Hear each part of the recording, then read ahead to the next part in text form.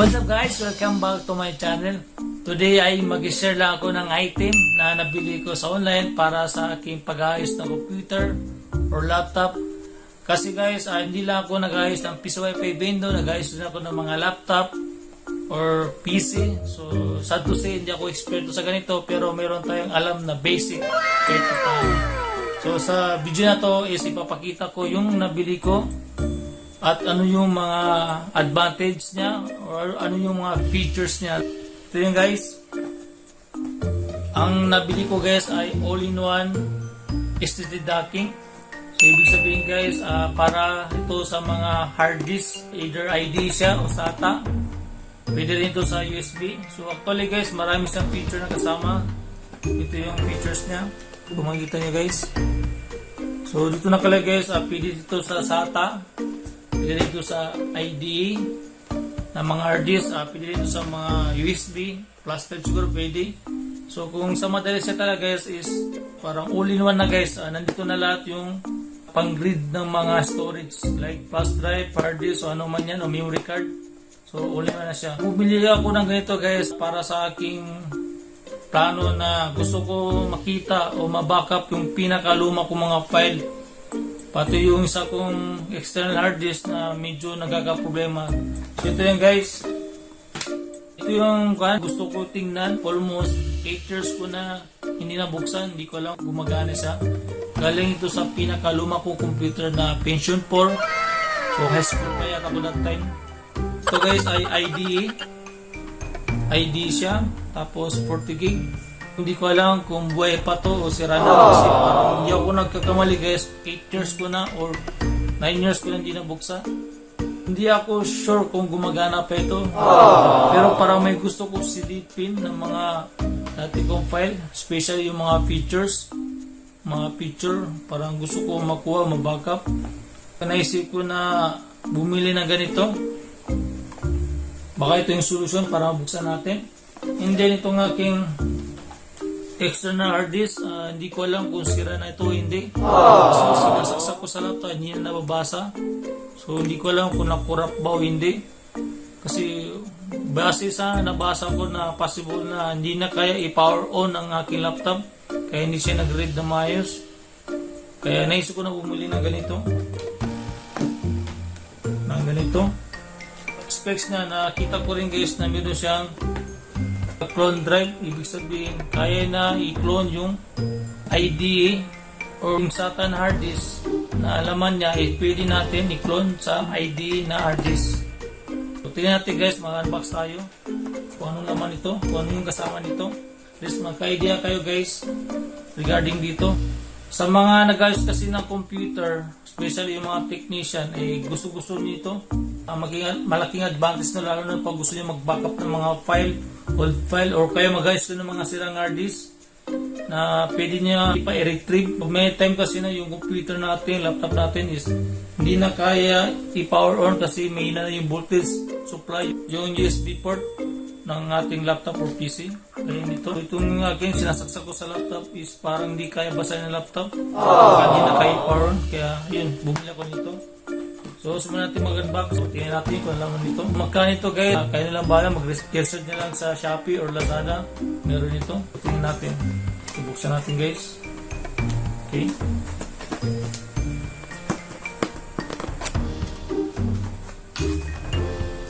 So, guys, itong laman niya. Una is meron siyang power adapter.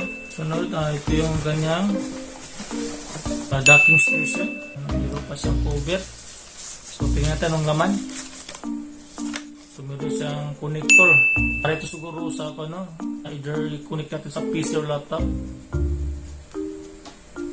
Okay, sunod dito. Buksan natin. May cover pa siya. Okay, so yun na yung docking station.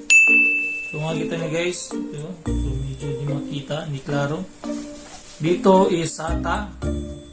Kung may hard disk kayo SATA, pwede dito. Dito naman is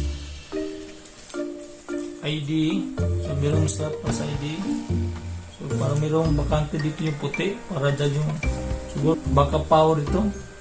So, dito naman guys is meron siyang USB connector. Tapos meron isang card reader. Hindi ko alam ito, pati card reader dito maliit. Ito sa malaki na card reader. Ito hindi ko alam kasi hindi ko pa ito na-encounter para saan to. Tapos nandito yung kanyang switch power on. Ito yung kanyang saksakan ng power adapter. Tapos dito nakalagay ito SATA. Ito naman yung USB connector. So ano pong kasama ng package niya? So guys, manual. So tingnan natin ang laman. Itong laman niya. Okay, buti English version siya. Normally guys, sa mga nabibili natin is Chinese version. Ito yung English version na diretso. So ito lang yung kasama niya. Susubukan natin guys kung gumagana ito. Kasi kailangan ko talaga ito para sa mag-backup file, mag-retrieve ng file. Tingnan natin kung gumagana. Puntahan natin ang aking computer.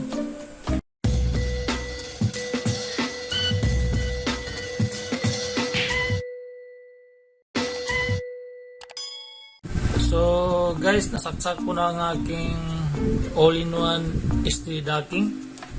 So ito ang ganyang power cord, nasaksak na. So ito yung USB connector para isaksak natin sa ating computer. Doon siya, nakasaksak na. Ito siya.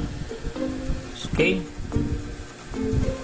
Set up natin try natin kung gumagana. So ito ang aking ID na hard disk. 8 years or 9 years ko na ito hindi na open. So hindi ko alam kung gumagana pa to. Tapos ito nga aking external hard disk, 5 years ko hindi ko nabuksan. Pero madalas kasi ito mahulog. Hindi ko alam kung gumagana pa ba to. Kaya nga bumili ako nito. Kasi ang suspect ko, kaya siguro hindi mapagana ito kasi hindi na kaya paanda rin ang aking laptop. Yung power port niya, yung USB port din na kaya power on. So bumili ako extra na USB para tingnan natin kung gumagana ito. So ang muna natin i-try ito ng ating 40 gig na ID. Sa Pentium 4 ko na computer pa ito galing. Tapos ang OS nito is Windows USB. So sana gumagana pa. So sasag natin yan. So meron rin siyang guide. Kung tingnan nyo guys, ito yung sa puti. Nakikita nyo guys yung puti. Ito yung power. Tapos ito yung ID. So try natin saksak. Okay.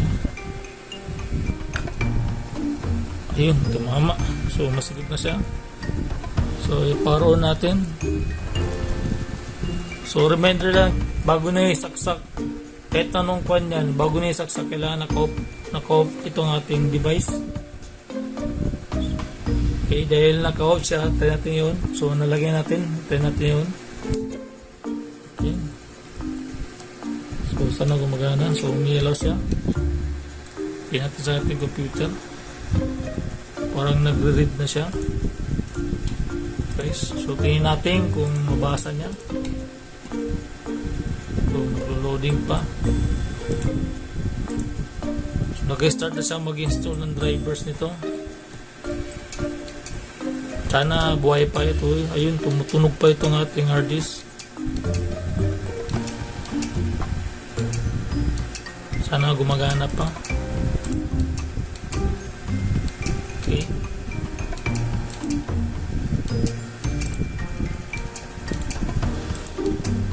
Dito natin malalaman kung okay pa itong ating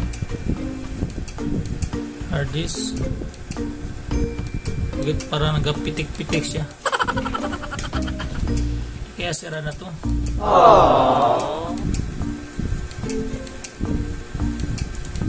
Parang ayaw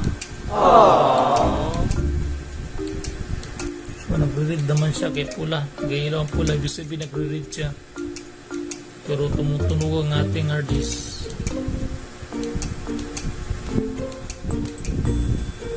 Ayun, parang ayaw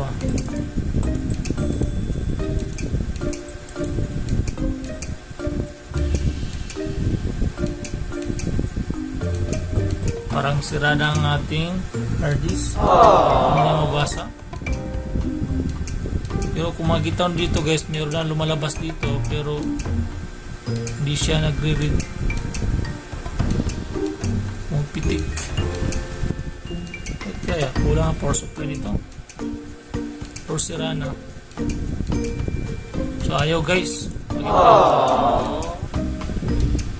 Okay. So di ayaw talaga mag-display. Bakit? Wait kaya so dati power up na lang natin. Tanggalin na lang natin to. Baka sira na ito. Ay naku. Sayang. So try natin itong ating SATA. Ito yung external hard disk ko. Hindi ko alam kung gumagana pa to. Try natin. So paano ito isaksak. So meron din guide. So try natin. Okay, ganito.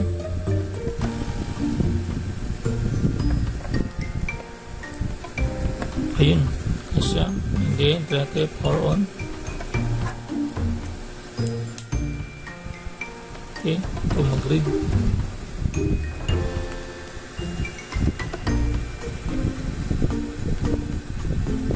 Ayun. Nagbasa siya dito. Another failure na naman to.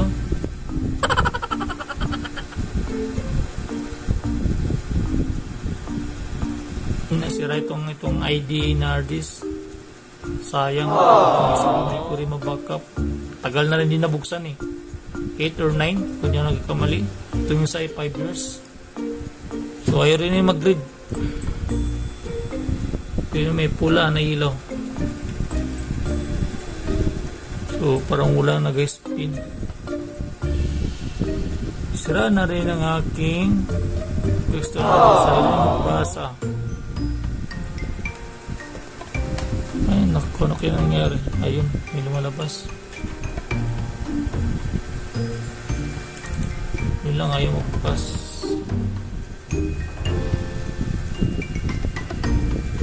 Matagal mag-loading.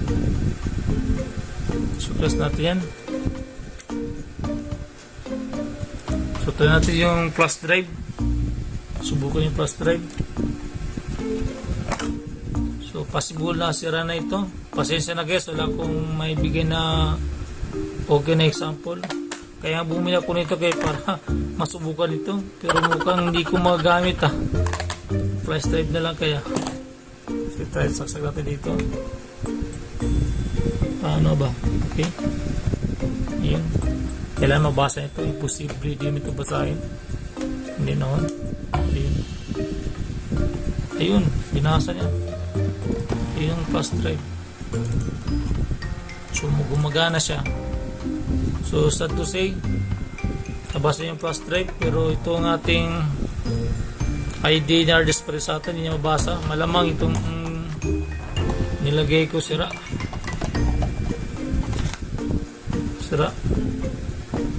Try kaya natin ulit. Baka gumana na itong ating hard disk.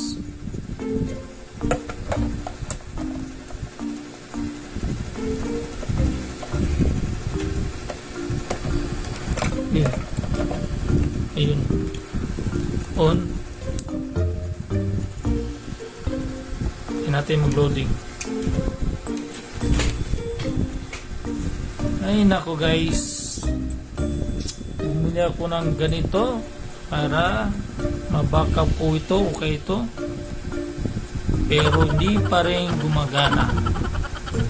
So hindi ko masabi sira ito. Malamang kasi alam ko ito matagal din nabuksan pati ito. So expected ko na baka hindi na talaga mabasa. Sad to say talaga. So ayaw talaga basahin. So guys, andito na lang guys natin. May idea kayo about sa ganitong item. Kung gusto nyo bumili, okay lang. Maganda rin ito. Pwede rin sa gamitin yung pang cloth. Baka ito, sa manual nya baka ito yun. Pindutin lang ito tapos automatic na siya mag-clone. Kung itong ID nyo, i-clone nyo sa SATA, pwede. Kung balik nyo guys, tumutunog. So, hindi na mabasa maayos, baka masyadong hindi ko ma-explain, basta yun na yun. So, nito lang guys. Thank you for watching.